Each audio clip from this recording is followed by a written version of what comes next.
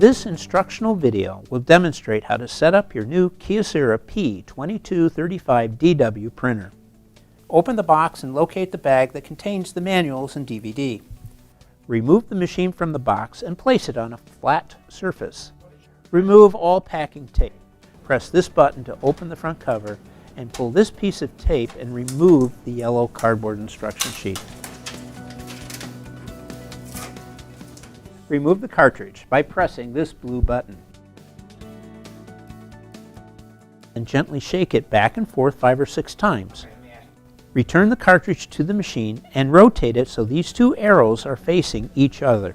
You should hear an audible click when the cartridge is secure. Close the front cover. Plug the power cable into the back of the printer. Power on the printer by pressing the power button found on the lower right front of the machine. Allow the machine to run its startup sequence. This may take up to 10 minutes to complete, so please be patient. The machine will be ready for the next steps when the power indicator light is solid.